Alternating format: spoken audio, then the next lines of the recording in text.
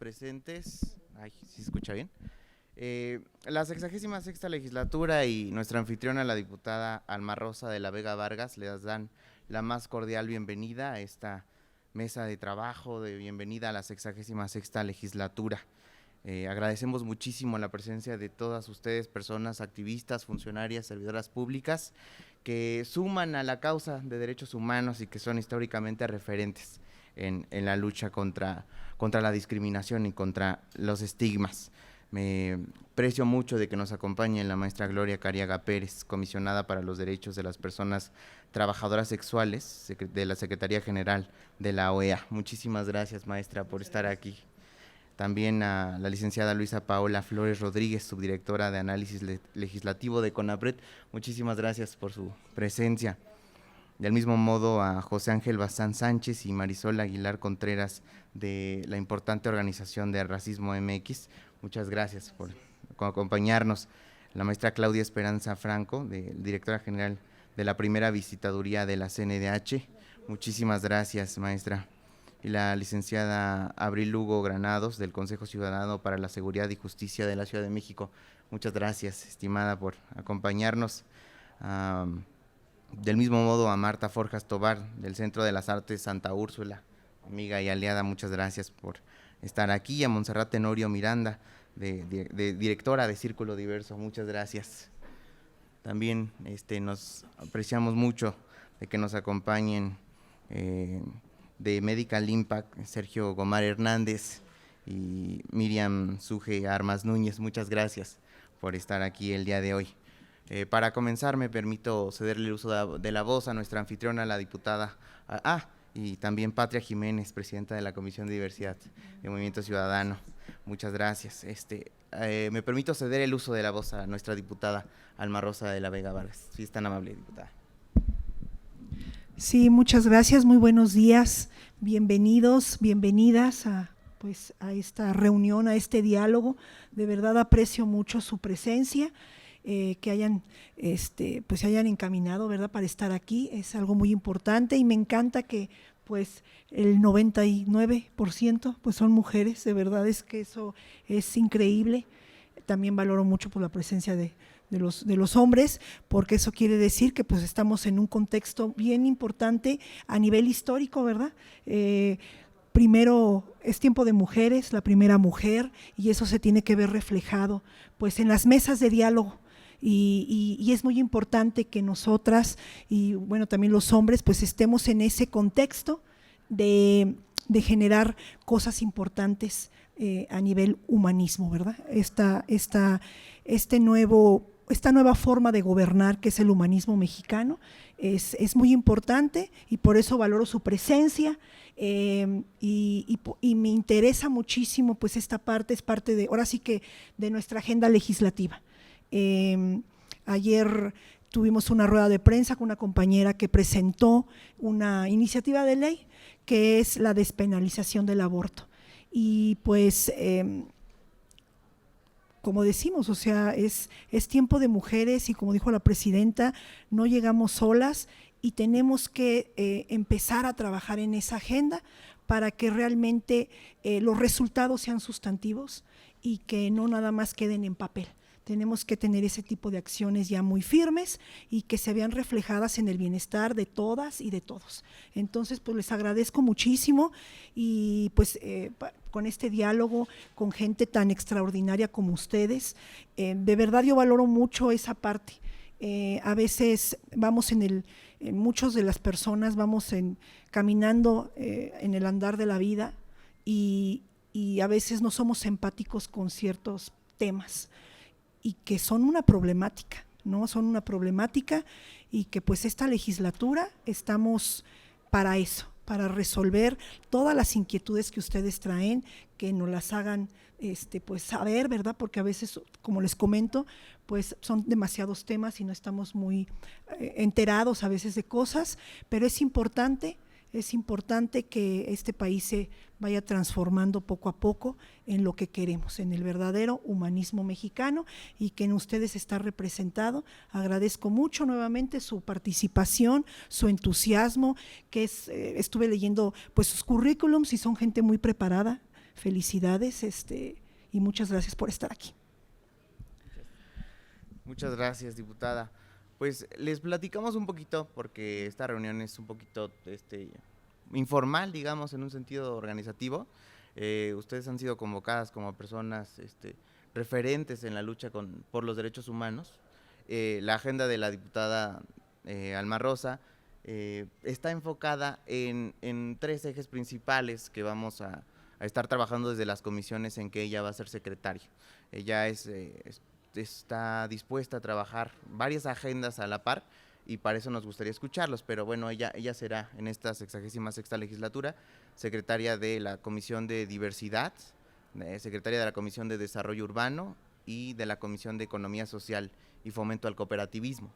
Y es que son 3 sectores súper importantes que definen en un amplio sentido la lucha de los grupos en situación de vulnerabilidad, ¿no?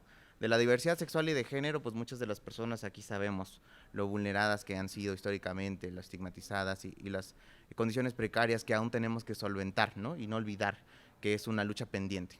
En materia legislativa, tiene la diputada presentada en su agenda la recuperación histórica, que ahora que estamos en posibilidad de modificar la Constitución, cambiar el artículo 1º, párrafo 5º, para reconocer pues la diversidad humana en cuanto a la identidad de género, la expresión, la orientación sexual.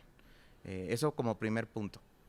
A partir de ello, toda una lucha de revivir las iniciativas que por diversos factores no pudieron ser puestas en acción en legislaturas pasadas, y va a participar activamente de la mano de la presidencia de esa comisión, de la de diversidad. En la de desarrollo urbano y ordenamiento territorial, comprende muchas cosas, y entre ellas comprende la implementación de políticas públicas para atender a las personas más vulnerables, las personas pobres y las personas pertenecientes a comunidades indígenas y afromexicanas, ¿no? Porque tenemos un gran problema en el ordenamiento territorial en cuanto al reconocimiento de la tierra, ¿no? Y varias iniciativas que estará presentando en esa materia. Y respecto a la agenda de género, pues es inherente de la diputada que no reconociera la agenda de las mujeres, por lo que, así como lo comenta, el día de ayer se firmó una iniciativa de la diputada Julieta Vences en materia de despenalización del aborto del Código Penal Federal. Igualmente estaremos sumando esta lucha, y es que es una lucha en la que afortunadamente son el 60% por lo menos de la bancada de Morena, y ya rompieron el techo de paridad en esta legislatura en cuanto a todos los grupos parlamentarios, por lo que estará igual participando activamente en el grupo de diversos partidos y de diversas bancadas en materia de igualdad sustantiva. Se viene también la agenda de igualdad de género de la presidenta, presentada en el Senado, que ya está dictaminándose en comisiones en el Senado, y en ellas la diputada ya hemos estudiado varias de esas iniciativas que son muy proclives al beneficio de las mujeres trabajadoras en cuanto a salarios, de la igualdad sustantiva, y de ganar espacios y que no sean solamente formalidades. Y en cuanto a las demás áreas de derechos humanos, pues estará sumándose a todos los esfuerzos y sobre todo a la escucha, porque algo que ha iniciado la diputada y que me ha encomendado mucho es vincular con la sociedad, ¿no? Vincular con todas las organizaciones que quieren una escucha en temas relevantísimos. Y lamentablemente ya no nos va a poder acompañar Constanza, de la organización Intersecta, pero ellas al inicio de esta legislatura, los primeros días, nos mandaron una opinión referente a una de las iniciativas del paquete del presidente Andrés Manuel, y por la importancia del tema, la relevancia de los argumentos que presentó la organización Intersecta, de inmediato la diputada me encomendó contactar con ellas para una reunión de trabajo con otras diputaciones, para ver el tema de la iniciativa de prisión preventiva oficiosa que nos preocupa, ¿no? Nos preocupan los detalles de su implementación y su impacto. En ese sentido, la agenda de la diputada es escuchar. El diagnóstico lo estamos haciendo a la par de que vamos a inaugurar los trabajos en las comisiones y ver cómo está el mapeo de los dictámenes que pueden salvarse o volver a ser presentados por las integrantes de las comisiones, y escuchar a las asociaciones civiles en los temas puntuales que tengan, porque ahorita estamos en un pulso muy rápido. En estas últimas semanas las diputaciones han modificado ocho veces por lo menos en paquete de la Constitución Política de los Estados Unidos Mexicanos. Y en ese ritmo de trabajo, escuchar es importantísimo. Pronto se vendrá la iniciativa, por ejemplo, de los organismos autónomos, y ya estamos juntando a las organizaciones que nos han pedido reunión al respecto para escuchar los impactos, los pros, los contras de esta iniciativa, ver cómo se puede modificar para mejor o mermar los efectos negativos que tenga. Y en ese sentido, la agenda es escuchar, diagnosticar, contrastar y accionar.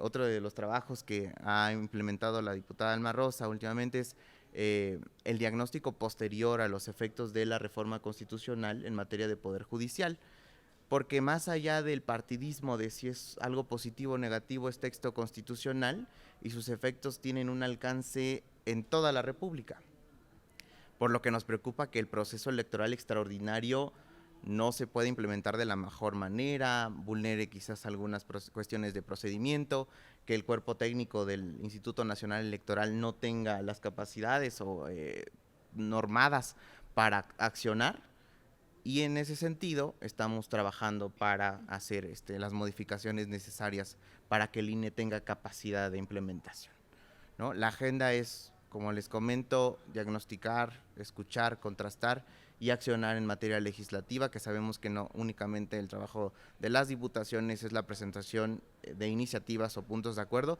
sino también consensar con las organizaciones, gestionar los apoyos, y para eso la diputada tiene una oficina de puertas abiertas.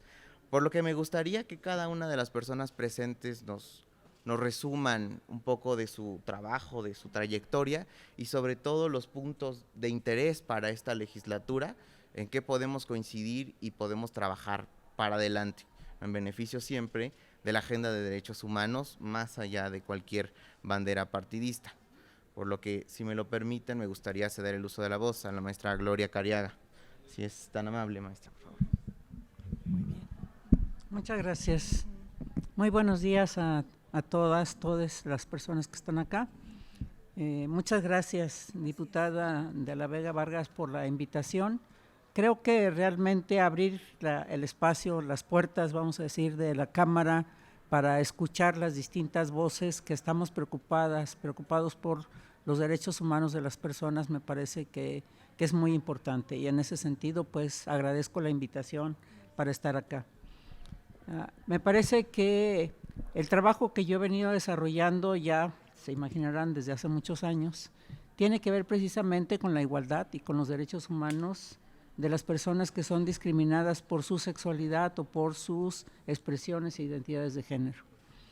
Yo participo como docente en la Facultad de Psicología de la UNAM, en donde imparto cursos sobre estos temas, y también colaboro con la Fundación Arcoíris, que es una organización fundada desde 1998 y que precisamente se enfoca a trabajar sobre el género y la sexualidad.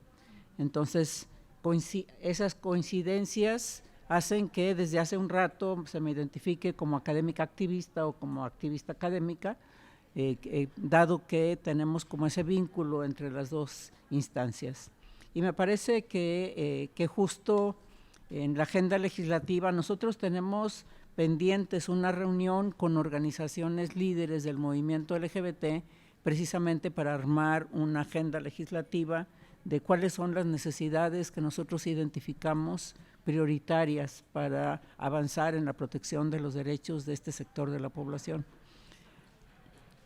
Me parece que y que de alguna manera se mencionó anteriormente, tiene que ver precisamente con la modificación del artículo 1 constitucional, que refiere, en lugar de orientación sexual, la preferencia sexual. Ese ha sido un error que venimos arrastrando desde hace muchos años, desde el inicio de este siglo, y que por distintas razones pues no se ha podido insertar de una manera adecuada. Cuando se elaboró la Constitución de la Ciudad de México, trabajamos con la constituyente y logramos que la Constitución de la Ciudad de México tuviera orientación sexual, expresiones e identidades de género, pero alguien metió la mano en el último momento y metió preferencia sexual, ¿no? Entonces, no sé por qué hay esa defensa de ese término, porque realmente si nosotros lo buscamos, no existe ningún fundamento ni teórico ni político para ese término. Incluso yo diría que en los espacios de Naciones Unidas, en los que yo participo activamente, muchas veces nos preguntan, ¿por qué México tiene preferencia sexual y a qué se refiere? Y pues yo no tengo ninguna respuesta, porque no sé tampoco, porque nos parece además que es un término peligroso, ¿no? Porque preferir es tan subjetivo que entonces yo puedo preferir lo que me dé la gana, ¿no? Y eso pues atenta contra los derechos de esos con quien a mí me da la gana, ¿no? Entonces ahí tendríamos que discutir mucho más a fondo por qué ese término es peligroso el mantenerlo en la Constitución y la necesidad de homogeneizar con los acuerdos internacionales, con las discusiones académicas y colocar orientación sexual, expresiones e identidad de género. Entonces me parece que ahí yo creo que hay un acuerdo entre todas las organizaciones que trabajan sobre estos temas y por eso me atrevo a proponerlo desde ya, pero como le digo, para mí sería mejor el esperar a que tengamos esa reunión con los liderazgos del movimiento LGBT para traer una agenda más articulada, más sustentada y para que podamos avanzar de una manera más profunda con respecto a eso. Ahora sé que la invitación que me hicieron hoy tiene que ver precisamente con la comisión que yo sustento hoy en la OEA en favor de los derechos de las personas trabajadoras sexuales. Y en ese sentido, pues sabemos que, me parece que es importante que reconozcamos que en México nos hemos ido quedando atrás de otros países con respecto a la comprensión de la sexualidad. Sabemos de todas las dificultades que han enfrentado las iniciativas para desarrollar un programa de educación sexual integral, que hay una oposición permanente para avanzar en ese tema, pero que eso ha traído consecuencias muy graves para toda la población, porque la sexualidad como el género son dimensiones que nos cruzan a todas las personas ejercemos nuestra sexualidad, todas las personas tenemos género, entonces no tendríamos por qué tener temor a estos temas, ¿no? Lo que me parece que el desafío que tenemos es el tener una mejor comprensión de la sexualidad, específicamente hablando de lo que estamos ahora tratando de abordar, y que precisamente mi tarea como comisionada ante la OEA tiene que ver con revisar cuál es la situación por la que atraviesan las personas trabajadoras sexuales en las Américas. Y es un desafío mayor, ¿no? Porque es abarcar todo el continente y hacer una investigación a fondo para conocer realmente los principales desafíos que este sector de la población enfrenta. Y hablamos precisamente de personas que ejercen el trabajo sexual porque no está circunscrito solamente a las mujeres, ¿no? Es una actividad que se desarrolla desde distintos ámbitos y por distintas personas, pero también que lo que hemos visto es que en las últimas fechas pues afecta también a la niñez, porque hay esta confusión que es parte de la falta de conocimiento que mencionaba yo antes, la confusión entre la trata y el trabajo sexual.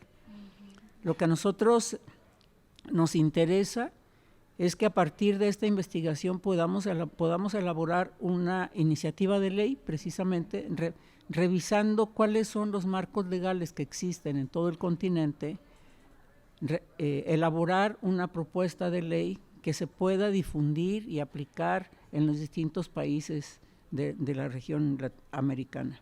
Entonces sí me parece que es un desafío mayor, ¿no? Le comentaba a la diputada, no es algo sencillo hacer desde la investigación, ¿no?, hasta llegar a hacer una propuesta concreta y por supuesto yo confío en que a partir de ese trabajo podamos contribuir en ir desarticulando prejuicios, estigmas que hay alrededor de las trabajadoras sexuales, que se reconozca que el trabajo sexual puede ser un trabajo, puede ser una opción y que es respetable por quien elige ser trabajadora sexual, pero que también eso va a contribuir a una mejor comprensión, ¿no? No es solamente la protección legal, sino que la sociedad comprenda mejor cuando estamos hablando de sexualidad y las distintas expresiones de la sexualidad sean respetables.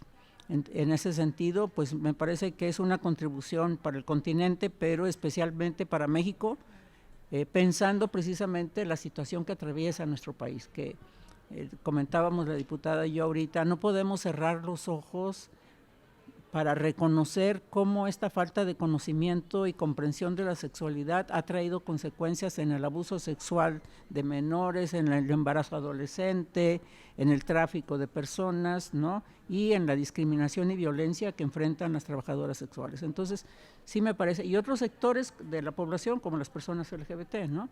Pero sí me parece que qué bueno que tienes interés en trabajar sobre estos temas, porque me parece que puede resultar una gran contribución el abrir la discusión sobre sexualidad y género en distintos espacios y sobre todo la protección desde un marco legal, ¿no? Entonces, creo que para México esta iniciativa puede resultar muy importante, muy interesante.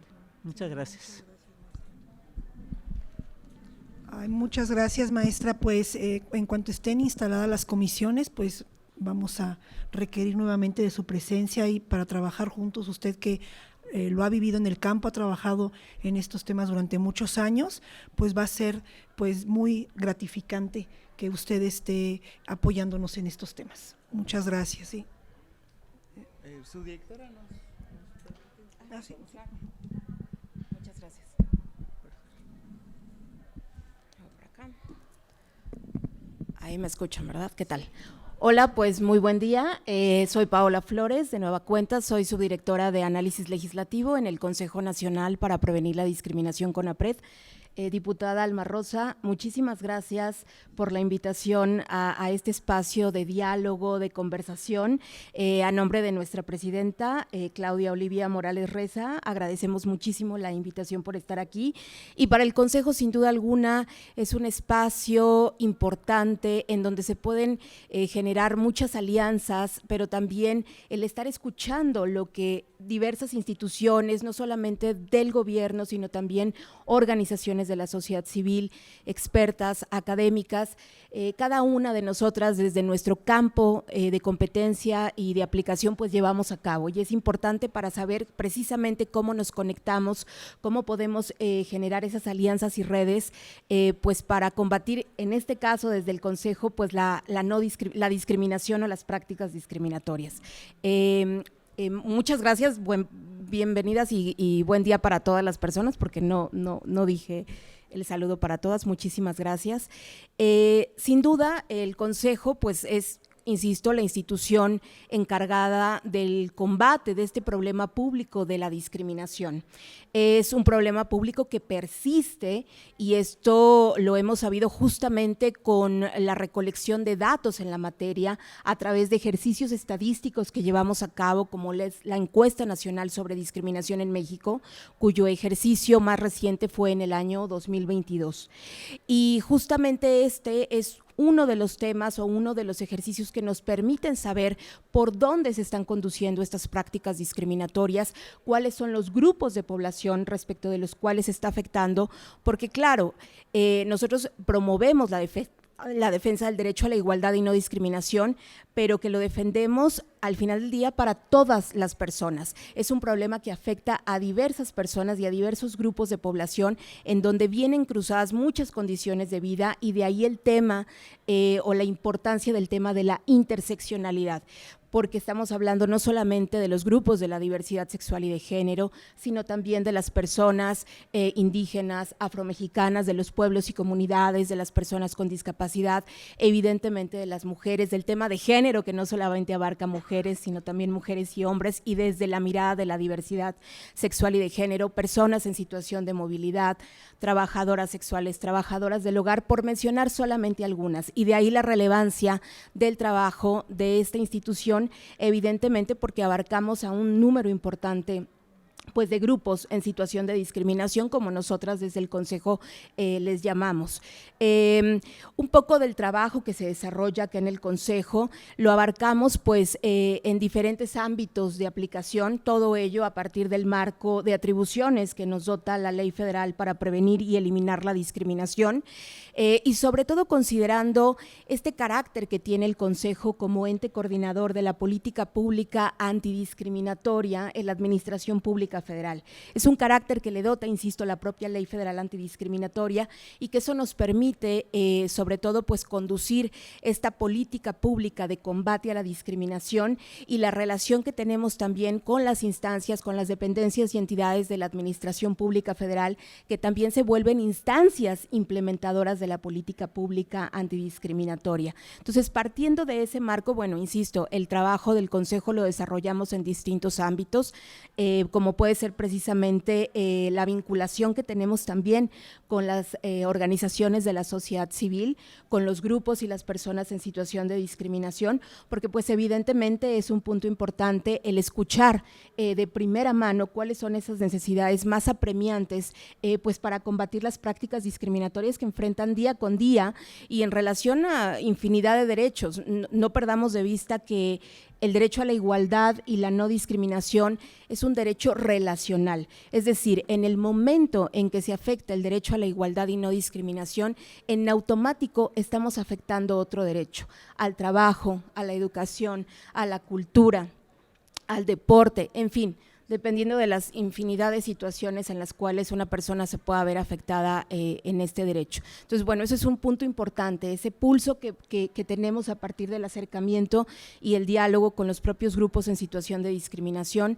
También, obviamente, desde la parte pues internacional, el vínculo que se tiene con organismos y con instituciones que combaten la discriminación, tanto en el sistema universal como en el sistema interamericano de derechos humanos, es un referente importante porque eso nos ayuda a conocer cuáles son las acciones que se están llevando a cabo en estos ámbitos tan importantes y de referencia, las resoluciones, observaciones que se emiten por parte de los comités de vigilancia de los tratados internacionales, porque al final del día son una ruta, insisto, de referencia para el trabajo del combate a la discriminación, pero evidentemente el trabajo de todo el Estado mexicano, porque le aplica obviamente al Estado, a todo el Estado mexicano, este tipo de resoluciones y documentos en el ámbito internacional. Otro trabajo que hacemos y que se relaciona pues evidentemente con la materia legislativa, pues es justamente esta promoción de la armonización, del impulso de la armonización legislativa del derecho a la igualdad y no discriminación conforme a los más altos estándares de los derechos humanos. Es el área en el que me encuentro, análisis legislativo, y evidentemente colaboramos de manera muy cercana con el Congreso de la Unión a través de la Secretaría de Gobernación, con la unidad de enlace, que es nuestra instancia, digamos, puente justamente con el Poder Legislativo, al ser la Secretaría de Gobernación, pues la encargada, conforme a la Ley Orgánica de la Administración Pública Federal, de establecer estas relaciones del Poder Ejecutivo junto con los demás poderes, ¿no? Como es el judicial y el legislativo federal. Entonces, es una parte importante que también se desarrolla en el CONAPRED. Emitimos opiniones institucionales respecto pues de todas las iniciativas, dictámenes, minutas que nos turna, insisto, la Secretaría de Gobernación a partir del trabajo que se lleva a cabo acá en el Congreso de la Unión.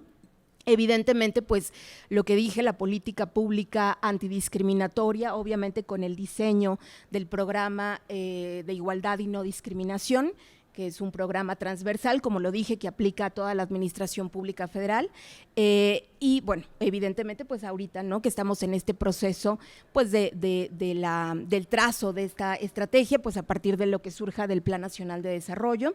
Y también un punto importante que desarrollamos en el Consejo es el mecanismo de defensa del derecho a la igualdad y no discriminación, a través justamente del procedimiento de queja que se instaura ante el Consejo y que se tramita ante el Consejo, y es un mecanismo a través del cual pues las personas que presuntamente han sido discriminadas, y digo presuntamente pues porque no eso se determina hasta que se resuelve y culmina el procedimiento, toda la etapa de investigación y en fin todas las etapas que integran este procedimiento de queja, pues es el mecanismo a través del cual, insisto, las personas pueden acercarse a la institución para interponer una queja cuando consideren que han sido presuntamente discriminadas, ya sea por una persona servidora pública a nivel federal o por un particular. Esa es nuestra competencia. Perseguir o investigar actos de discriminación cometidos por personas servidoras públicas federales, y hago la acotación muy particular porque muchas veces se piensa que también podemos combatir los actos de discriminación que se cometen por personas servidoras públicas estatales o municipales, pero solo nuestra competencia es federal, y también, actos de discriminación que se cometan entre particulares. A grandes rasgos, esa es la actuación o el ámbito de atribuciones que desarrolla el CONAPRED. Obviamente la recolección de datos, como lo dije en un inicio, con estos ejercicios estadísticos que son pues una referencia pues para conocer cuáles son estas situaciones más apremiantes, ¿no? También tenemos la encuesta nacional sobre discriminación por motivos de orientación sexual e identidad de género, que es la ENDOSIC, también la encuesta Intersex, las conductas discriminatorias que se cometen en contra de las personas por sus características sexuales. En fin, son algunos de los ejercicios estadísticos y de recolección de datos que llevamos a cabo, y para exponer, insisto, a grandes rasgos, pues el trabajo de esta institución. Y para finalizar, y acortando muy de manera particular al tema legislativo, justamente les comparto, diputada, al público que nos ve y nos escucha, el pasado lunes prácticamente de esta semana se presentó aquí una guía que se llama la Guía para Legislar contra la Discriminación, una guía que ha elaborado el Consejo, de hecho estuvo presente también la CNDH, y es una guía que se elabora desde el Consejo con la finalidad de señalar cuáles son los elementos mínimos indispensables que deben de tener las leyes antidiscriminatorias integrales. ¿Y qué caracterizan a estas leyes antidiscriminatorias integrales? Es precisamente que no solamente se encarguen de prevenir y eliminar la discriminación, como hoy día es la Ley Federal Antidiscriminatoria, sino también que sancionen la discriminación. Y esta guía justo toma como base una guía que en el año 2022 elaboró la Oficina del Alto Comisionado de Naciones Unidas en materia de derechos humanos, justamente para que los estados parte de este sistema universal pues sepan y conozcan e incluso pues revisen su propia normativa interna respecto a las leyes antidiscriminatorias o para combatir la discriminación. Entonces, en esta guía pues exponemos cuáles son esos contenidos mínimos, el contar con un marco conceptual, es importante contar con un concepto homologado de discriminación, de los tipos de discriminación, el establecimiento de una política pública antidiscriminatoria, de una institución con atribuciones suficientes para prevenir, eliminar y sancionar la discriminación, y obviamente con un mecanismo de defensa como el que acabo de señalar, que precisamente pueda no solamente reparar la comisión de conductas discriminatorias a la persona que se ve afectada, sino también que pueda sancionar a quien comete esas conductas. Entonces, bueno, de manera muy puntual en este tema legislativo, pues le compartimos la presentación de esta guía que sin duda pues puede también servir de referencia, pues obviamente para una adecuación del orden jurídico antidiscriminatorio, no solamente a nivel federal, sino también estatal. Entonces, pues con esto cerraría la participación y no sin antes volver a agradecerle la invitación y reiterar el compromiso que tiene el Consejo para seguir combatiendo estas prácticas discriminatorias y la colaboración para todo el trabajo que usted desarrolle, y aquí estamos. Muchísimas gracias. Buen día, gracias. Si nos hacen favor, por favor, de Racismo MX, José Ángel Bazán y Marisol Aguilar. Sí, gracias. Muchísimas gracias por la invitación. ¿Sí me escucho? Sí. No. ¿No? Está apagado. Ya, ahí, ya, súper. Muchísimas gracias, primero que nada, por la invitación para poder conversar con usted y también tener, ¿no?, después seguimiento acerca de las cosas que podríamos realizar en conjunto. Les saludo a todas, todos y todes desde Racismo MX y a nombre de nuestro director José Antonio Aguilar. fundador y director de la organización. Somos una organización que tiene aproximadamente 5 años trabajando sobre el tema del racismo en México. Nuestro objetivo muy específico es la visibilización, pero sobre todo también la denuncia del racismo en México, y ahora hemos empezado a trabajar también con algunos otros estados en la región y entonces pues también en Latinoamérica, y también sobre todo comentarle y decirles, ¿no? Nuestro director fue nombrado este año experto y es parte del grupo de expertos de Naciones Unidas para la declaración y el programa de acción de Durban, que específicamente es una declaración que trata específicamente de personas racializadas, específicamente afrodescendientes, y que uno de sus objetivos y obviamente de las encomiendas que tiene es, al igual que Gloria Cariaga, es visibilizar y sobre todo hablar y recomendar, ¿no?, acerca de estas situaciones de discriminación hacia ciertos grupos históricamente discriminados en el mundo. Entonces, por ahí también tenemos un trabajo muy de cerca, ¿no?, sobre lo que pasa en Durban y en México para pues visibilizar la falta a lo mejor de algunas estrategias para prevenir y eliminar la discriminación racial en diversos grupos, ¿no? Y una vez entendiendo que la intersección es parte ya como tal de una herramienta de análisis que tenemos dentro de la organización, pues no solamente podemos hablar de personas racializadas como un grupo solo, como un monolito solo, sino que hablamos, ¿no?, de grupos históricamente discriminados, que no nada más son racializados, también son mujeres, también son parte del grupo LGBT, también son niñas, niños, niñes, personas mayores, también son personas con discapacidad, etcétera, pero que muchas de estas intersecciones, una de ellas es histórica, como la racialización y en este caso el racismo, lo experimentan o lo han experimentado también a través de la historia.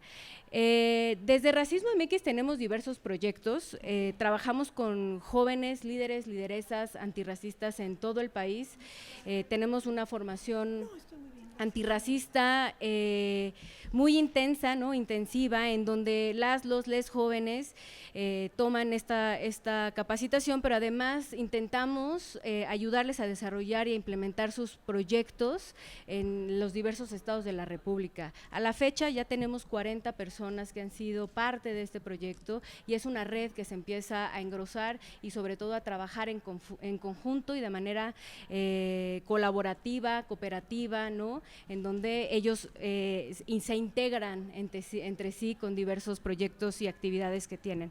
También tenemos otro proyecto que es el Observatorio de Racismo en México y Centroamérica. Este observatorio tiene varias líneas de investigación, una de ellas es el perfilamiento racial en México.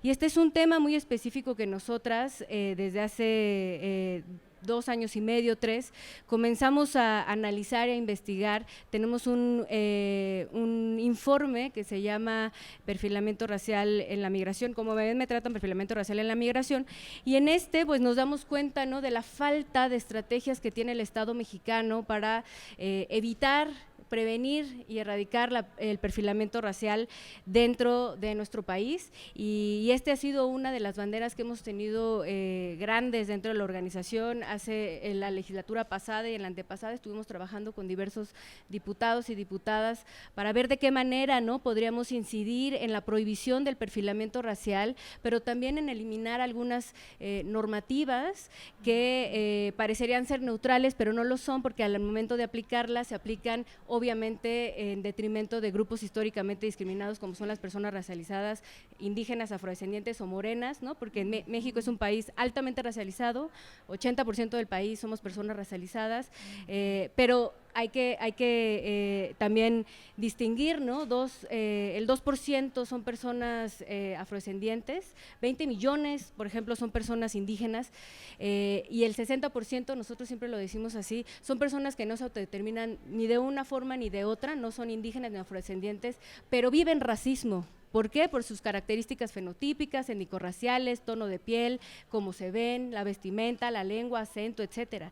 Y esto lo damos cuenta en el informe que ya les comenté, pero que es un trabajo que hacemos y queremos seguir visibilizando dentro de la organización, porque sí que necesitamos muchísimo que seguir implementando en términos antirracistas en las normas. Y nosotras hablamos en la organización del uso de la perspectiva antirracista. Es una nueva perspectiva, como la perspectiva de género, porque la raza, al igual que el género, son constructos sociales. Sabemos que las razas no existen, hay una y es la raza humana, pero las razas como constructo social sí existen, ¿no? Normalmente las personas jerarquizan a las otras personas, al otro, a la otredad, y en esa jerarquización es cuando se dan las discriminaciones a través de estereotipos, prejuicios, discriminación, normalización de la violencia, institucionalización de ese racismo, etcétera, y así es como el ciclo de la opresión se sigue generando también en estos términos.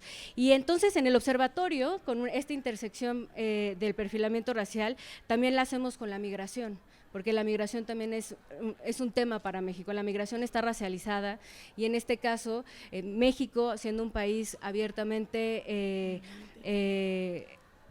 tránsito para muchas personas migrantes, sí que hay ciertos migrantes que son aceptados con brazos abiertos y hay otros migrantes que no lo son como tal. No hay estrategias suficientes para respetar y garantizar los derechos de las personas migrantes en nuestro país, y es una cosa que tenemos que seguir visibilizando, pero sobre todo, y desde Racismo MX es una de las áreas que nos gusta mucho seguir implementando, trabajar con el Estado. No nos gusta nada más estar diciendo que está mal, nos gusta proponer, sentarnos a platicar con el Estado, decirles qué vemos, porque nosotras también estamos en la calle, estamos trabajando con las personas que sufren directamente este tipo de discriminaciones, y a partir de eso es que nosotras sí que nos sentamos, y por eso les decía, ¿no? Hace un año por lo menos tenemos este trabajo directo con diputadas y diputados, incluso con otras autoridades del Estado, para ver de qué manera incidimos de manera positiva sobre los derechos de las personas.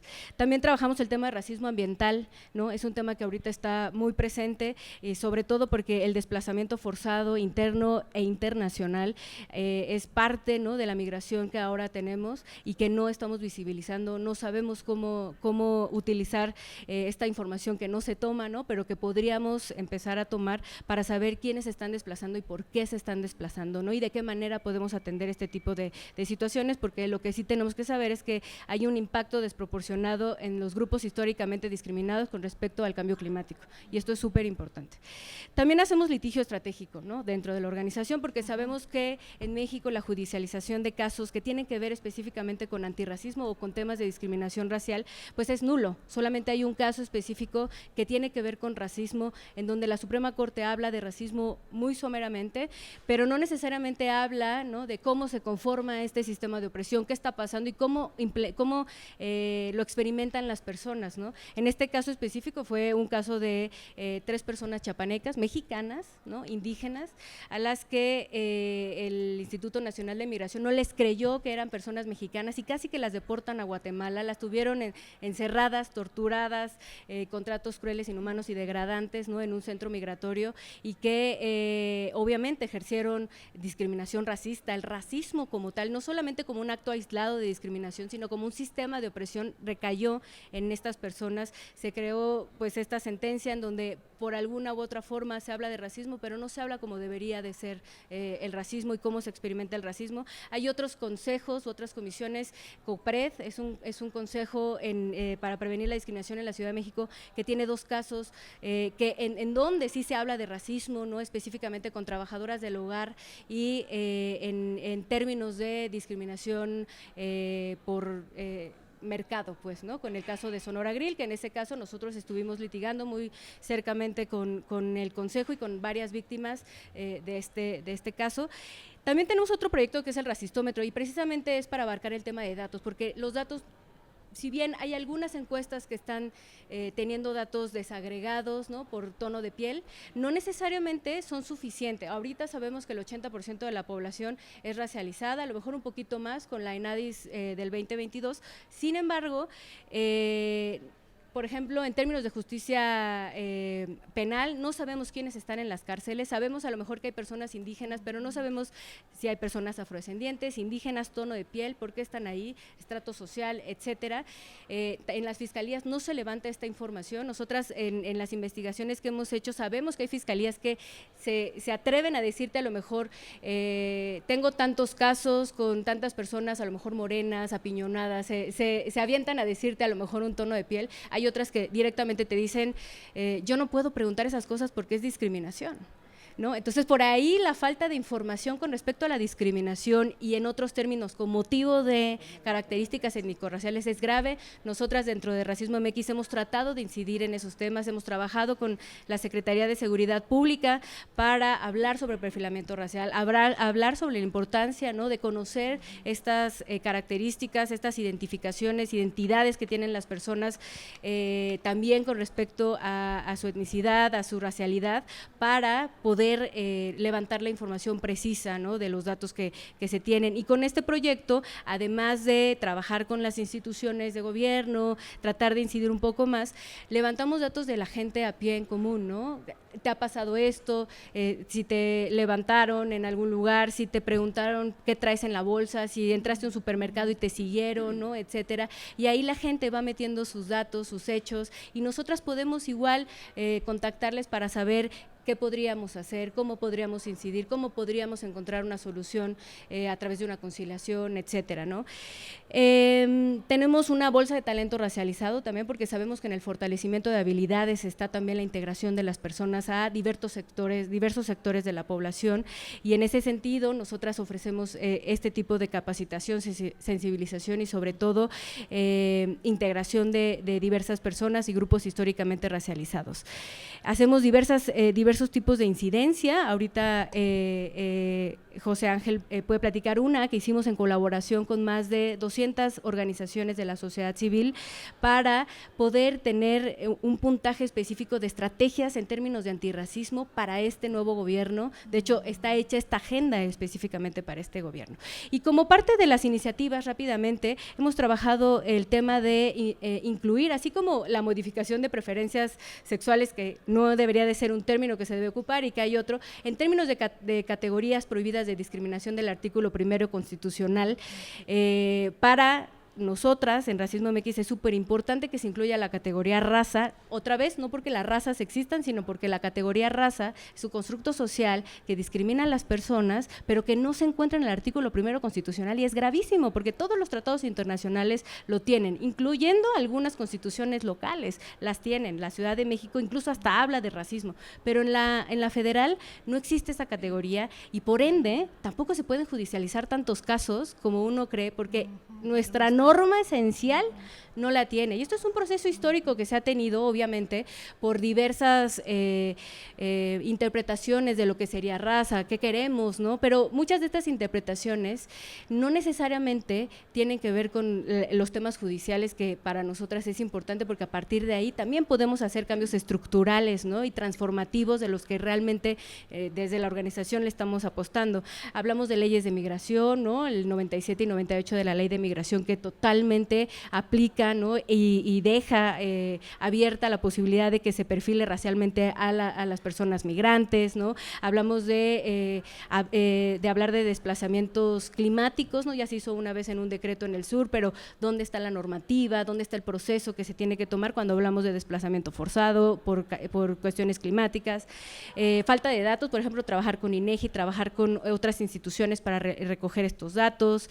Por ejemplo, hemos hablado mucho con la presidenta del CONAPRED, Claudia Morales Reza, sí, por ejemplo, con el Estatuto Orgánico de CONAPRED, que no tiene un proceso específico para llevar quejas. Nosotros hemos llevado algunas quejas, pero tenemos por ahí algunos problemas precisamente que tienen que ver con el proceso. Y un poco les comento todo esto porque es el trabajo que nosotras hacemos día a día dentro de Racismo MX para hablar sobre racismo, ¿no?, para hablar sobre antirracismo. Pero le dejo la palabra a José Ángel para que hable de la agenda. Sí, bueno, muchas gracias otra vez. Como les mencionaba, está Marisol. Desde la organización a inicios del año nos tomamos como misión la coordinación con alrededor de 60 organizaciones antirracistas, indígenas, afromexicanas, de la sociedad civil y activistas, para la generación de una agenda de política pública antirracista que tengo aquí y ahorita se las voy a pasar. Donde justamente tocamos varios puntos que coinciden de hecho con su agenda legislativa, entre los cuales menciono dos. En principio el tema de la categoría raza, que como bien decía Marisol, la actual estructura legislativa en tanto a las categorías de discriminación se queda pausada en lo étnico, ¿no? Que hasta cierto punto funciona, pero es bastante limitativo en tanto permite confrontar el racismo que enfrenta a personas indígenas y afromexicanas, que no está mal, pero no es suficiente en tanto que el resto de la población que es racializada y no se autoadscribe dentro de una de esas categorías se encuentra desprotegida al momento de tratar de levantar los litigios que nosotros desarrollamos, ¿no? Y si bien sabemos que la categoría raza es un tanto controversial o puede ser un tanto controversial, un poco el punto no es tanto la categoría raza en sí misma, sino expandir estas capacidades de protección contra la discriminación hacia personas racializadas que no se consideran indígenas o afromexicanas por el proceso estatal que pues, justamente incentiva esta desindigenización o desidentificación, ¿no? En segundo lugar, el tema de vivienda, como seguramente usted sabe, diputada, es uno de los puntos principales específicamente para las comunidades indígenas residentes de aquí de la Ciudad de México, y nosotras, como bien decía Marisol, consideramos que se debe transversalizar la perspectiva antirracista en toda la legislación avanzada, ¿no? Como no debe de haber legislación sin perspectiva de género. Nosotras consideramos que no debe de haber legislación sin perspectiva antirracista, ¿no? Específicamente el tema de vivienda es uno de estos temas que podría parecer superficial o separado de la cuestión antirracista, pero como bien dice nuestra compañera y amiga activista Carla Escoffier, está desde la raíz de la fundación, por ejemplo, del hecho de qué materiales se propician para hacer las casas, termina teniendo impactos diferenciados en el acceso a la vivienda de, por ejemplo, personas indígenas, ¿no? Desde que el Infonavit, si no me recuerdo, en sus materiales permitidos, por ejemplo, no permite la realización de casas con, por ejemplo, bambú, y acaba discriminando y acaba perpetuando la falta de acceso a la vivienda, por ejemplo, en comunidades mayas, ¿no? Este tema en específico afecta más, por ejemplo, en la cuestión urbana, donde el propio desarrollo territorial termina perpetuando esta diferenciación y discriminación étnico-racial, ¿no? En ese sentido, nada más para ya concluir, nosotras en Racismo MX somos de la perspectiva que el racismo es un mal sistémico y no acaba e inicia en la discriminación por sí sola, ¿no? Y en ese sentido vale la pena considerar y transversalizar esta perspectiva, y bueno, ahorita le paso estos documentos donde lo profundizamos un poco más, y pues nosotras estamos en toda la disposición de continuar trabajando, ¿no?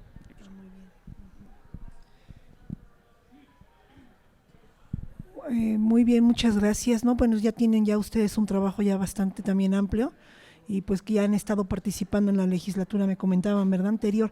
Y por ejemplo, este tipo de programas, ¿se puede bajar a lo nivel local? ¿En los estados han tenido esa participación? Por ejemplo, en el estado de Guanajuato. Guanajuato no hemos tenido como tal actividades. Bueno, en algún momento hicieron a través de una organización local algunos talleres, pero no hemos tenido participación en Guanajuato. Hemos tenido en Baja California, Nuevo León, en Yucatán, en Campeche, en Oaxaca, la Ciudad de México, Estado de México,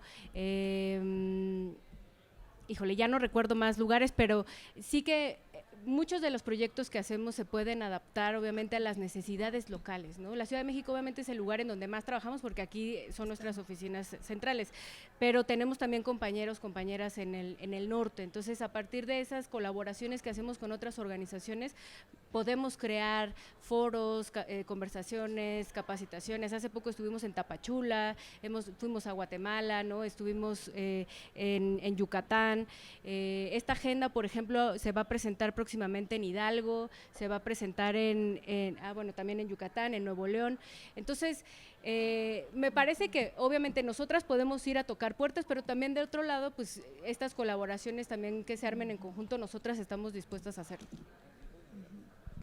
Y nada más, un primer paso específicamente, varios de los ejecutivos estatales no tienen desarrollados sus consejos para prevenir y erradicar la discriminación, ¿no? El caso de la Ciudad de México con el COPRED es un caso como muy excepcional porque es uno que no solamente se ha desarrollado, sino que ha tenido bastantes casos exitosos. Si bien no estoy familiarizado con el caso de Guanajuato, creo que ese es un primer paso para ir comenzando tal vez impulsar la formalización de su ejecutivo local y además de su sistema local de prevención de discriminación. Y por ejemplo, según si no mal recuerdo, puedo estar mal, pero en la ley federal se contempla que cada estado debe generar uno local y hay 18 estados, si no mal recuerdo, que no han desarrollado uno y hay 3 o 4 que lo tienen contemplado en su legislación local, pero por ejemplo, no tienen una persona encargada, ¿no? O sea, creo que eso es un tema específico y además está el tema de que los organismos para atención de personas indígenas no están facultados, la mayoría, para atender a personas afromexicanas, ¿no? Por ejemplo, el caso del CEPI aquí en la Ciudad de México no tiene dentro de sus facultades la atención a personas afromexicanas, a pesar de que están en la Constitución local y a pesar de que en la Constitución federal está asignado, ¿no? No, y el INPI tiene la misma problemática. Entonces, un poco, a lo mejor, en términos legislativos, sería pensar, está bien tener una ley federal para prevenir y eliminar la discriminación. Estos son cuestionamientos que nos hemos hecho dentro de la organización. O mejor tener una ley general que obligue a todos los estados para bajar la lana y entonces abrir un consejo en cada estado. No lo sé, o fortalecer con APRED, no lo sé. Son estos cuestionamientos que tenemos.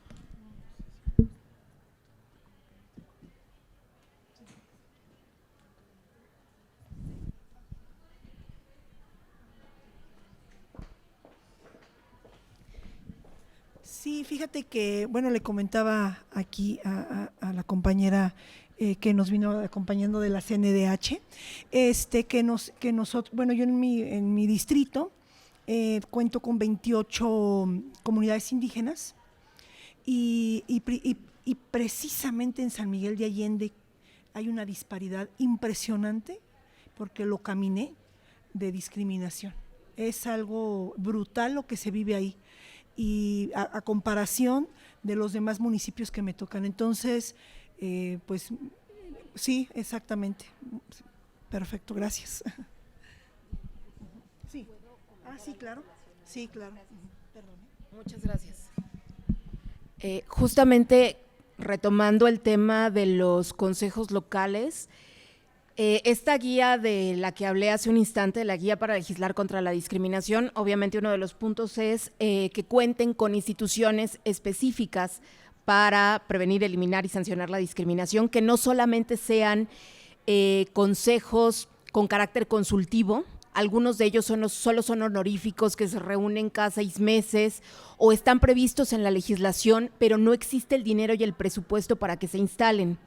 De la mano con esta guía, hicimos un análisis, bueno, lo hemos hecho de manera continua en estos 20 años, pero al final del día las leyes se van actualizando, y recientemente hicimos un análisis de las 32 leyes locales antidiscriminatorias, obviamente incluido el estado de Guanajuato.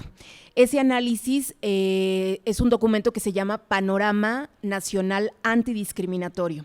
Ahí ustedes van a encontrar, insisto, el análisis de cada una de las 32 leyes estatales antidiscriminatorias a la luz de estos criterios que deben de tener las leyes antidiscriminatorias integrales. Estos dos documentos, la guía y el panorama, digamos, se deben de leer juntos. Sea usted o a quien sea, a mí me interesa el caso de Guanajuato, a mí me interesa el estado de Chihuahua, ahí pueden encontrar ese análisis. Evidentemente, el tema de los consejos estatales, al no tener una ley general, una ley marco antidiscriminatoria, eso dificulta que obviamente en todas las entidades de la República Mexicana pues se cuente con un estándar de lo que deberían de ser estas instituciones para combatir la discriminación. Entonces, por lo menos a partir de esta guía, más allá de, esa sería otra discusión, si es una ley federal o una ley general antidiscriminatoria, con independencia de eso, esta guía junto con el panorama ayuda por lo menos a tener una base de qué es un mínimo de lo que se tendría que tener legislativamente en cada entidad federativa. Entonces creo que eso podría servir en el caso particular que a usted le interesa, porque usted es de ahí, por eso ahorita, y lo olvidé comentar, este panorama puede ayudar mucho. Y se deben de leer de manera conjunta tanto la guía como el panorama, y sobre todo porque de estos estándares que yo señalé, de los cuales parte esta guía, uno de ellos, o uno de los tantos, son las convenciones interamericanas para prevenir todas las formas de discriminación e intolerancia, y la discriminación racial, porque son dos, y una específica en el tema de discriminación racial, pero ambas establecen la obligación de los estados que son parte de estas convenciones interamericanas de contar con instituciones que combatan la discriminación y la discriminación racial. Obviamente también que combatan, que prevengan, pero que también sancionen la discriminación. Entonces ahí es un juego, digamos, de entretejer estas convenciones interamericanas que son parte del Estado mexicano por virtud del artículo 1 de la Constitución, junto con este análisis que estamos haciendo desde el Consejo, pero también obviamente pues lo que cada institución y organizaciones trabajan desde su competencia. Pero esto es importante, digamos, entretejerlo de esa manera. Gracias. Claro que sí. Okay. Pues buen día a todas y todos. Claudia Franco, directora general de la Primera Visitaduría. Primeramente agradezco, diputada, pues la invitación que hizo directamente a nuestra presidenta y que yo vengo en representación en este momento y pues bueno, hablar un poco de la Comisión Nacional, ¿no? Primero también para nosotros esto es una dinámica o ejercicio muy interesante. Estamos conociendo algunas organizaciones con las cuales no hemos vinculado quizá como Comisión Nacional o ya tenemos alguna vinculación anterior. En ese sentido, hablarles un poco, la Comisión Nacional pues consta de 6 visitadurías. En el caso de la primera visitaduría están programas especializados. Ahí es la comisión como tal, el objetivo primordial pues obviamente es la defensa, protección y difusión de los derechos humanos y esto lo hace a través de las visitadurías que están, pero también tiene otras áreas administrativas con las cuales también transversalizamos. El objetivo de nosotros es transversalizar internamente y vincularnos también al exterior con organizaciones, pero también con las instituciones. Aquí nosotros como tal lo que hacemos es investigar presuntas violaciones a derechos humanos, ¿sí? En ese sentido, cada visitaduría tiene una temática asignada. En el caso de la primera visitaduría se lleva mayormente el tema de salud, pero también se pueden llevar temas de tortura y entre otros.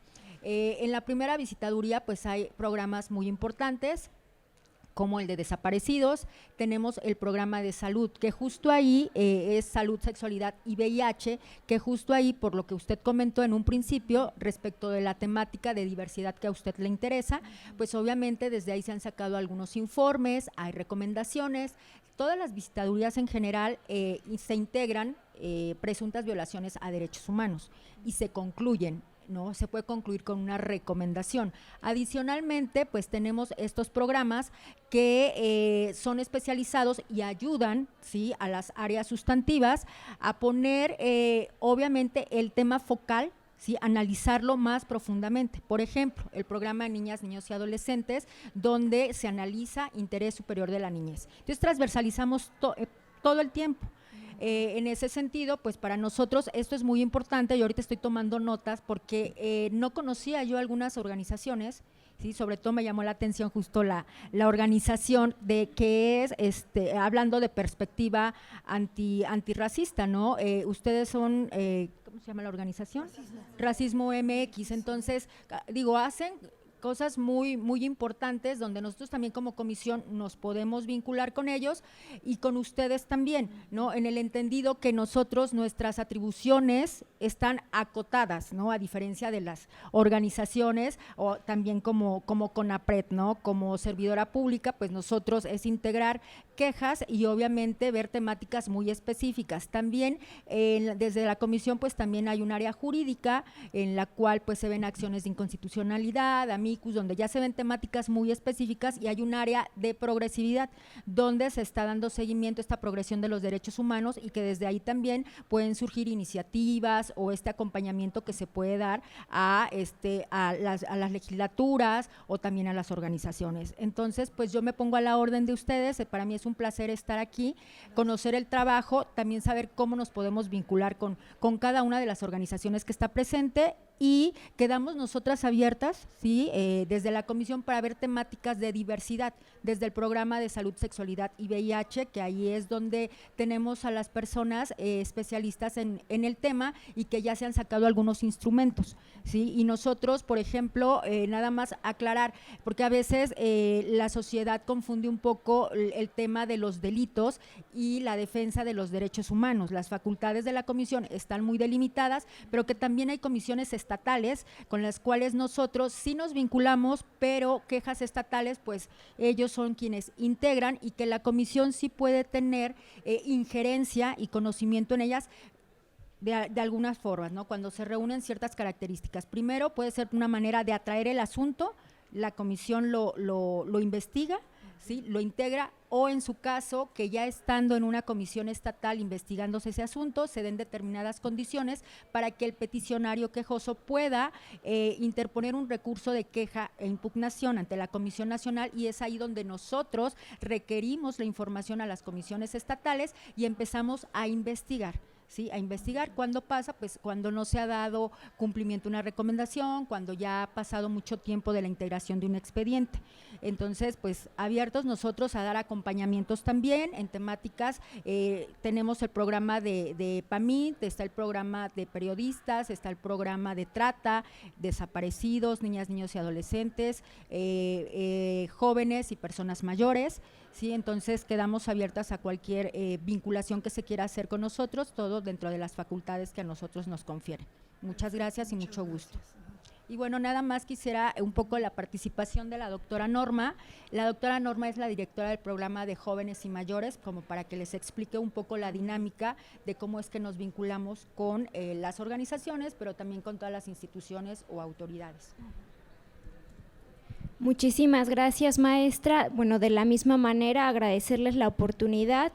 Dentro de las facultades de los programas, de manera particular que están adscritos a la primera visitaduría general, yo tengo a mi cargo el de personas jóvenes y mayores, pero también están niños, adolescentes y las familias.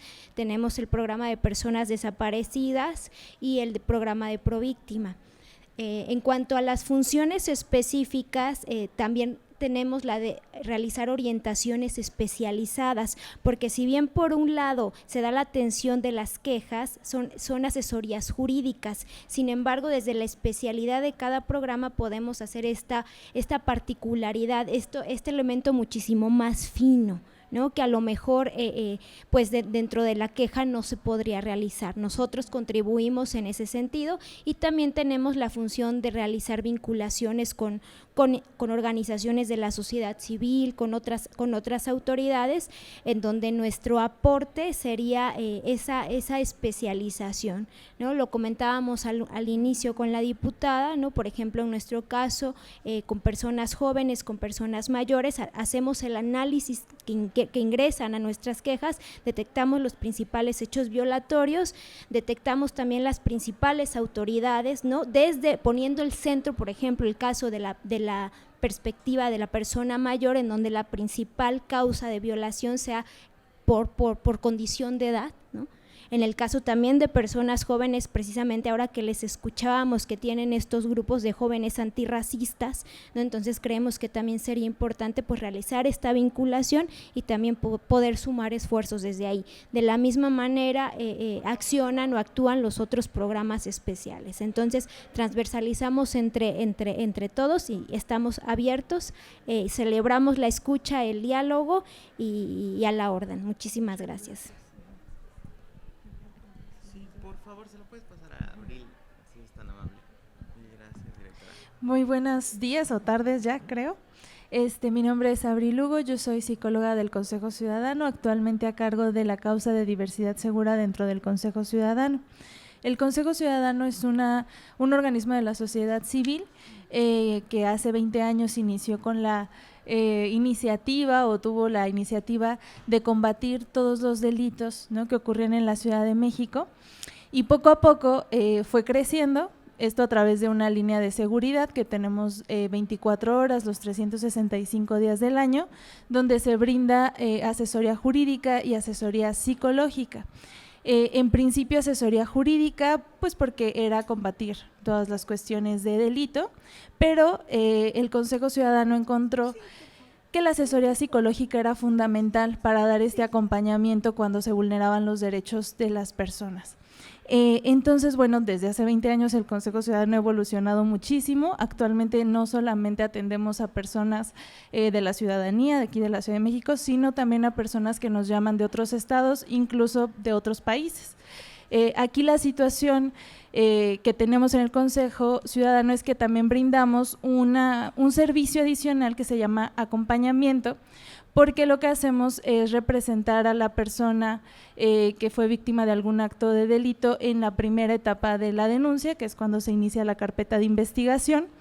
les acompaña un abogado o abogada del Consejo Ciudadano a la fiscalía correspondiente. De hecho, se puede quedar de acuerdo en pasar por la persona a su domicilio, verse en un punto medio de acuerdo al nivel de riesgo de la situación que la persona nos comparta, o llegar directamente a la fiscalía. Ahí el abogado o abogada se vuelve el representante legal de la persona, le acompaña en todo este proceso hasta que se inicia el proceso de denuncia, bueno, hasta que se inicia la carpeta de investigación. Y en este proceso también les acompaña un psicólogo o psicóloga que, desde, digamos, nuestra labor como parte del personal de psicología muchas veces es sí acompañar este proceso a la persona víctima de violencia, pero también un poco poder traducir estos elementos que muchas veces frente a una fiscalía o frente al MP pues son muy específicos, hay que ser muy persuasivo, ¿no? A veces, porque pues para el ámbito jurídico pues es una cosa, ¿verdad? Y en el ámbito emocional pues se percibe a veces otra totalmente distinta. Entonces el Consejo Ciudadano brinda este acompañamiento. Y justo de aquí va lo que me gustaría compartirles como una de las cosas en la causa de diversidad segura que he encontrado, y es que esta falta de perspectiva o esta falta de mirada con perspectiva de diversidad sexual y de género a veces dificulta mucho la configuración de los delitos.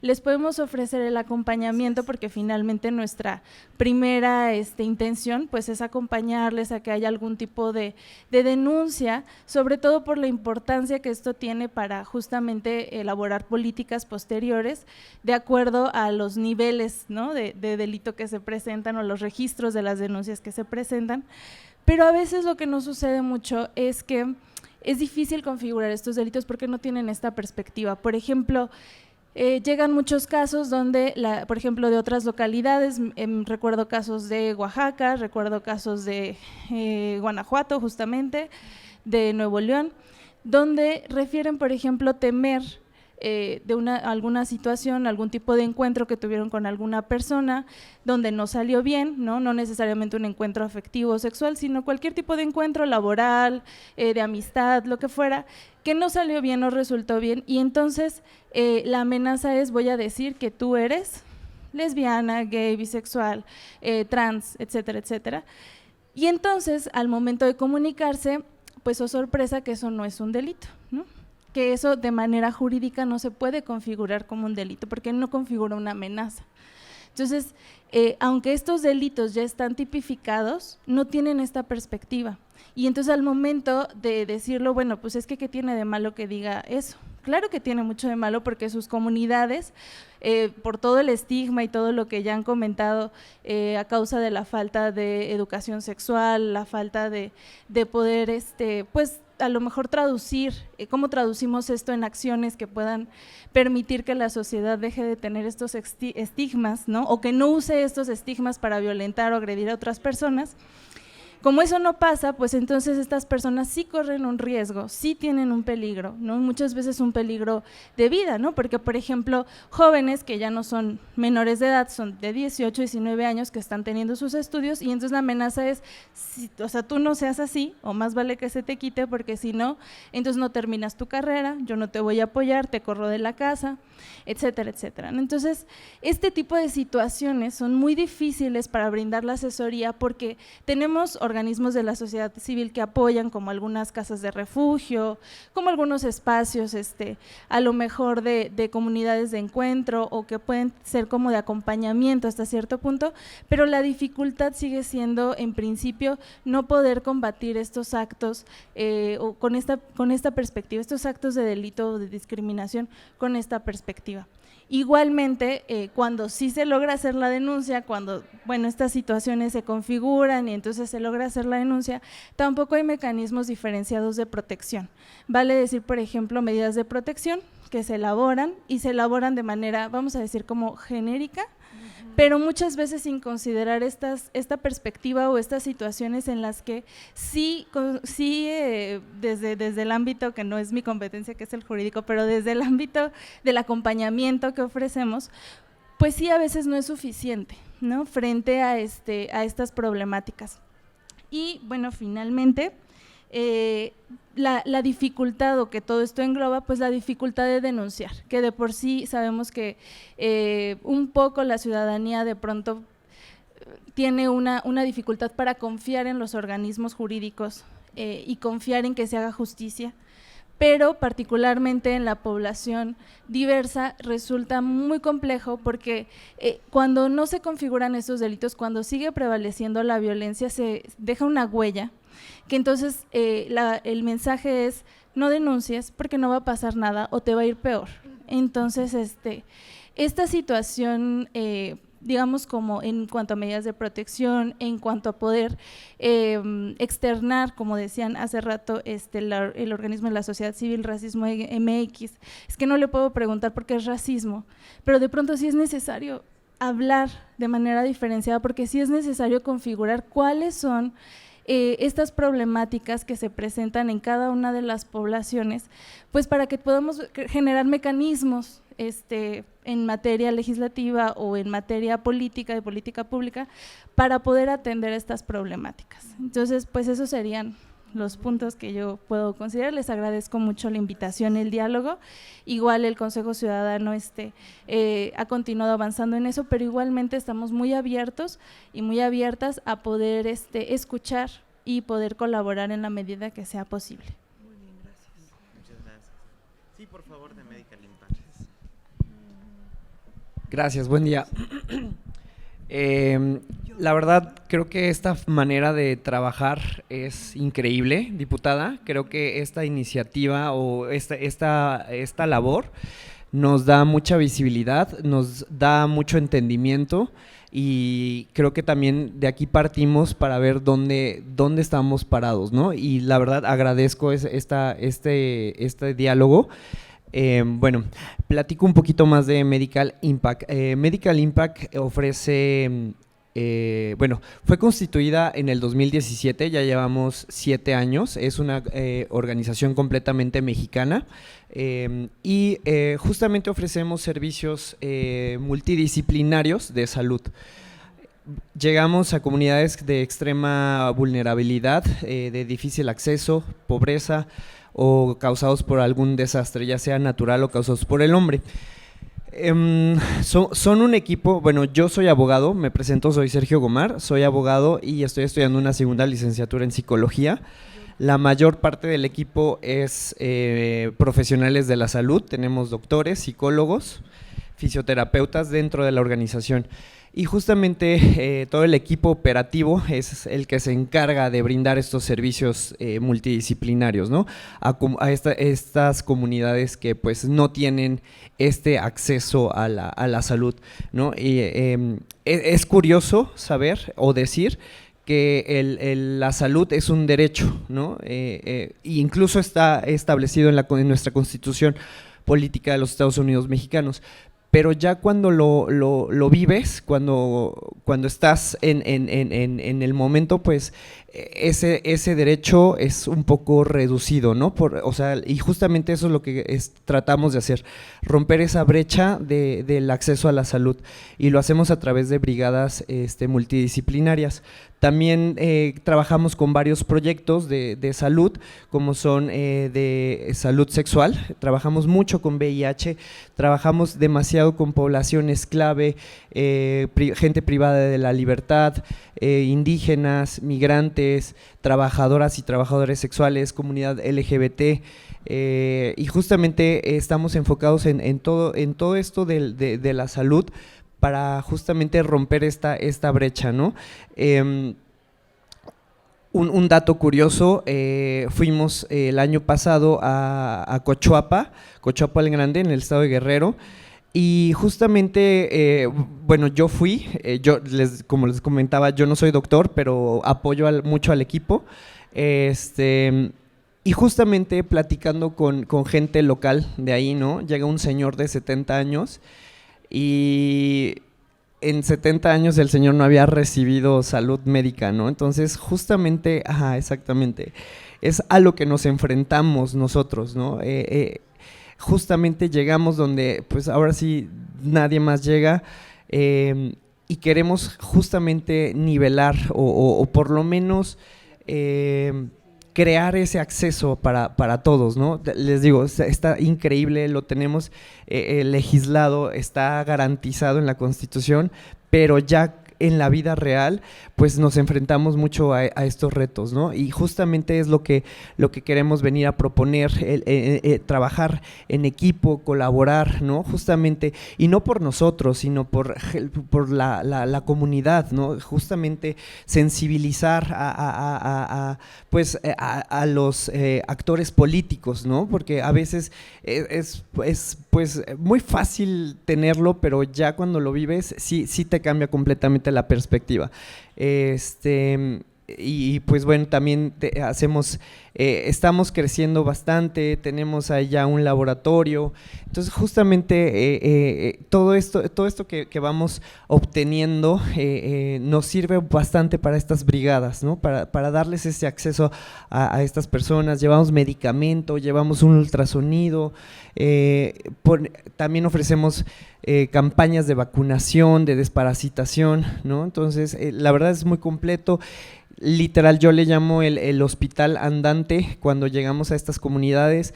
Tenemos presencia, simplemente el año pasado atendimos a 30,457 personas de manera directa, como 38,000 de manera indirecta. Entonces ahí vamos creciendo y la verdad a mí me encantan estas mesas de diálogo, la verdad creo que es muy nutritivo para todos. Y le agradezco, diputada, a todos, muchas gracias a todas y le cedo la palabra a mi compañera Miriam, que ella sí es profesional de la salud. Diputada, muchísimas gracias por la invitación. Bueno, importante complementar lo que ha dicho nuestro licenciado Sergio. Medical Impact trabaja bajo 3 ejes fundamentales: la salud, educación y en temas de incidencia política. Como ya lo comentaba, desplegamos brigadas de atención con servicios multidisciplinarios y complementarios para la atención a comunidades, a diversas comunidades. Trabajamos en 17 estados de la República, principalmente en el sur del país. Y en tema de salud, en educación, perdón, no solamente brindamos educación y sensibilización a los profesionales de la salud, sino también a la población en cuanto a inmunizaciones, porque a veces hemos llegado a comunidades donde el acceso a la salud no solamente no es por temas de localidad, sino también por temas de educación, que la malinformación hace que no quieran tener estos servicios, principalmente en temas de VIH y vacunación. Entonces hacemos también esa sensibilización. En temas de incidencia política, nosotros modificamos la Ley General de Vacunación en Chiapas, donde metimos iniciativas, y también nuestro director general, el doctor Giorgio Frangiuti, ha acudido a 5 de las 7 asambleas generales en Naciones Unidas, donde somos una de las organizaciones más influyentes. El año pasado solamente de 64 recomendaciones, 59 fueron aprobadas para estas, se me fue el nombre, ahorita les digo, para esta declaración política. Este año fuimos speakers en tema de resistencia antimicrobiana y bueno, a nivel nacional, ¿qué hacemos? Hacemos foros de vacunación, sensibilización, hacemos encendidos y frontispicios principalmente aquí en Cámara de Diputados, como fue el de VIH, el de tuberculosis, y bueno, contentísimos de participar. También hemos desplegado brigadas internacionales en Colombia, en Guatemala, en Kenia y la sensibilización también en Sierra Leona. Entonces, muchísimas gracias por la invitación. Nosotros estamos dispuestos a trabajar en conjunto y ver en qué manera podemos participar. Gracias. Muchísimas gracias. Marta, por favor. Muchas gracias, Javier. Gracias, diputada, nuevamente por esta invitación y gracias a todas y a todos quienes están aquí. Seguramente podemos hacer cosas colaborativas, eso es muy interesante y muy importante, ¿no? Abrirnos al diálogo, al intercambio de experiencias para pues que abonen a nuestras propias luchas. Sí, eso es muy importante. Yo soy licenciada en Gestión Cultural y desde esa trinchera impulsamos pues, los derechos humanos de las personas, sobre todo de las poblaciones históricamente más vulneradas. También soy secretaria de Gestión Cultural del Movimiento Arcoíris por México, que es una agrupación política abocada a la defensoría de los derechos políticos electorales. Esta agrupación política está presidida por Salma Lueva Luna, anterior diputada de la anterior legislatura, y seguramente podemos abonar a parte de la agenda. Me atrevo a mencionarlo a nombre de mis compañeras, compañeros y compañeras, que bueno, pues tenemos presencia en toda la República Mexicana. ¿Sí? Y estaremos muy gustosas y gustosos de poder incidir en este tema, en esta temática que es tan importante, los derechos políticos electorales de la comunidad LGBTIQA+, que es a lo que nos especializamos. Y bueno, ya desde la trinchera de la gestión cultural, pues trabajamos para impulsar a través de las actividades culturales y artísticas, visibilizar, promover, difundir la participación de estas poblaciones. Hemos trabajado con diferentes poblaciones como la LGBTI, por supuesto, con las personas afrodescendientes, con poblaciones de personas en situación de movilidad, en fin, en diversos ámbitos y lugares de la Ciudad de México, sobre todo a nivel local. Y nos interesa mucho contribuir desde aquí en relación, pues hay que decir las cosas, el sector cultural y artístico es un sector que también está marginado, ha sido marginalizado y ha sido vulnerable, sí, es vulnerable, ¿no? ¿Qué sucede? Pues sencillamente todavía tenemos porque bueno, nos falta información y tenemos el estigma de que el artista o la artista trabaja por el aplauso del público. Entonces estamos generando acciones para quitar esto, erradicar estas concepciones mal concebidas, ¿no? Desde el que no, pues tú no puedes estudiar arte porque ¿de qué vas a vivir?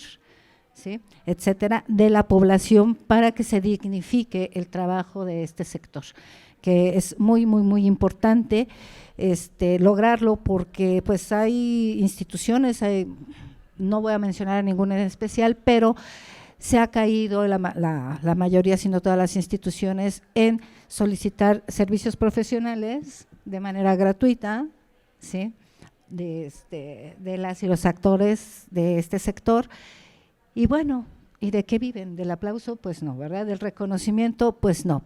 Entonces, bueno, sí estamos en el impulso de eso, de ese reconocimiento, y que haya partidas presupuestarias que sean directamente específicas para artistas nobles en todas las instituciones, porque son quienes más requieren de este apoyo, porque si bien sabemos, pues los artistas trabajamos de freelance, como es común mencionarlo, y pues no tenemos seguridad social, por ejemplo, sí, entre otras cosas, ¿no? Y bueno, sí consideramos muy importante que esto se siga visibilizando, se siga exigiendo, porque pues desafortunadamente hemos visto pues ya personas adultas y adultas mayores de este sector que viven en la precariedad y que le dieron toda su vida al arte, a la cultura, ¿no? Sí, yo creo que eso también es muy importante que lo podamos ir trabajando. También soy integrante de la red de infancias trans, ¿sí? Soy madre, orgullosamente madre trans, y desde ahí, bueno, pues hemos impulsado los derechos de esta población, ¿sí? Y seguimos en ello, ¿no? Porque es un no acabar, un siempre estar, y llevar a cabo diversas acciones para la visibilización sobre todo de esto, bueno, y alcanzar estos derechos. También tenemos un proyecto para trabajar con la población de mujeres de 45 más, ¿sí? Estas mujeres que ya tienen mucha experiencia en su trabajo, que han adquirido conocimiento, están muy empoderadas, pero que sin embargo no hay fuentes laborales para ellas, ¿sí? Ahí en la búsqueda de la igualdad sustantiva para las mujeres, es un punto muy importante. Yo fui integrante del primer Parlamento de Mujeres de la Ciudad de México y bueno, estuvimos trabajando varias propuestas, se hicieron muchas iniciativas. Algunas se lograron, otras se quedaron en el tintero, pero son ejercicios muy interesantes. Y este proyecto sobre visibilizar la situación en la que nos encontramos las mujeres 45 más, ¿sí? Pues además, pues interseccionalmente también impacta en sus familias, en sus hijos, de todas las edades, en sus nietos, en sus nietas, en fin, ¿no? Porque pues muchas veces estamos como que viendo estas poblaciones que son más vulneradas, pero no se trata de quién es más y quién es menos, ¿no? Sino de qué sí se goza y de qué no se goza, ¿sí? Y si una población que tiene ya tanto potencial y todavía y que puede dar todavía mucho más, no goza de una estabilidad laboral, no goza de sus derechos, bueno, pues ¿de qué estamos hablando? ¿Sí? Pues en general es lo que yo vengo a compartir con todas, con todos, con usted, diputada, y a la orden.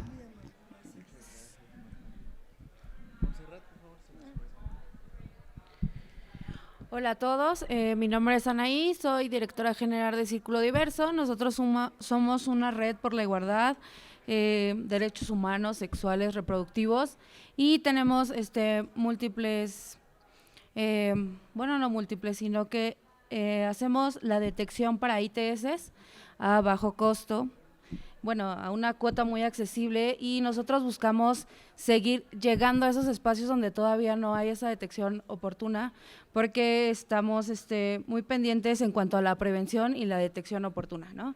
Nosotros queremos seguir llegando a todos los espacios donde podamos ir. Seguimos trabajando, y damos talleres, hacemos pruebas, y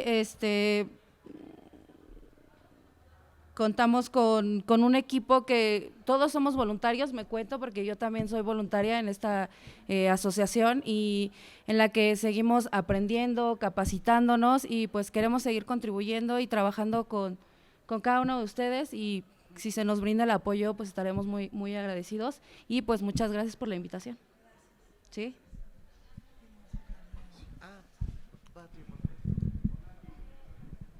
No, bueno, voy a ser breve porque se ha agotado un poco el tiempo del que disponíamos, pero bueno, yo voy a hablar solamente desde mi calidad de activista por más de 40 y tantos años, y creo que se puede, y creo que están en una buena vía, el poder partir de todo lo que se ha logrado hacer en materia de los derechos de las personas LGBTI+, tiene una historia, tiene un recorrido muy importante, tiene logros muy importantes también. Es un movimiento que se ha mantenido vivo a través de muchísimas redes nacionales. Ya daba cuenta la maestra Gloria Cariaga en el sentido de que la agenda legislativa que propondremos será consensuada lo más ampliamente posible. Sin embargo, pues sí hay interés en los temas de los derechos político-electorales de las personas LGBTI. Estamos un poco contrariadas por la usurpación de candidaturas LGBTI por parte de otros actores, sin que esto haya merecido más atención. Eso me parece que, aunque compete al INE, compete al tribunal, pues sí es algo que se debe de garantizar, y las candidaturas de mujeres usurpadas por candidatos hombres, ¿no? Y también la cuestión de la visibilidad, que también sé que compete a otro ámbito, en la cuestión de las encuestas, pero me parece que un poco para invisibiliza a las poblaciones LGBTI el proporcionarnos, y bueno, sí nos quedamos con eso, pero es para el piso de comentar que somos 5 millones de personas LGBTI en la República Mexicana, cuando conocemos, precisamente por todo lo que han comentado ustedes, que es muy difícil para las personas si no hay un ambiente social respetuoso, el que las personas se puedan asumir públicamente o personalmente o familiarmente o en el trabajo como personas de las comunidades LGBTIQ+. Entonces es manera de invisibilizarnos. Creo que se hizo hace no mucho tiempo propuestas al INEGI de encuestas reales, un poco mejor dirigidas, y de todas maneras consideramos que fue un ejercicio importante del cual hay que partir, pero que no hay que quedarnos ahí. O sea, somos muchas poblaciones para tan poca representatividad. Y bueno, a mí me dio resultado efectivamente partir de lo que ya se ha hecho, dónde quedaron los obstáculos para continuar. Hay que ver en cuántos estados de la República está lo de identidad de género para personas trans, lo de las infancias trans, y así, o sea, pero no partir de que no se ha hecho nada, sino partir de toda la experiencia, y eso es lo que saludo en esta mesa. Hay muchísima experiencia, hay muchísimos logros. Veamos el mapa y veamos que a partir de eso se va hacia adelante y no perder en pensar en el retroceso de estamos iniciando, sino dónde va esta carrera y cuáles son las siguientes metas a conseguir. Diputada, pues gracias. Pues muchísimas gracias de verdad a todas y a todos por su tiempo. Es muy enriquecedor escucharlos, ver que hay personas que han dedicado su vida a apoyar a los más desprotegidos, que son las minorías y tristemente los más pobres. Y bueno, en esta legislatura estamos súper comprometidos de manera personal y con el grupo parlamentario de que por el bien de todos, primero los pobres, y a impulsar eso, lo que tenemos que impulsar. Si tienen algo que comentarme, pues adelante, las oficinas, mi persona está abierta y por supuesto que los voy a estar molestando para enriquecer más lo que tenemos en el trabajo legislativo. De verdad les agradezco infinitamente y pues a las órdenes y bienvenidos a esta casa que es de ustedes. Muchas gracias. Ajá. De veras, sí. ¿Ya lo sigo? Sí. Y de manera súper rapidísima, porque ya todo el mundo ya estamos aquí, ¿verdad? Que con el tiempo nada más comentarle los compromisos, que bueno, es lo que les comentaba, es abrir los espacios de diálogo, que bueno, este fue el primero y obviamente no va a ser el último, y pues bueno, invitarlos a que, como la maestra Gloria, que es una lideresa de las organizaciones de la diversidad sexual, y pues trabajar con usted de manera bien pegada, ¿verdad? Ya tantos años de experiencia y bueno, promover las capacitaciones por parte de las organizaciones y de la CNDH y pues bienvenidos y muchísimas gracias por todo. No sé si quieras concluir. Y pues los invito a una foto, como ven. Parece muy bien. ¿De verdad, maestra?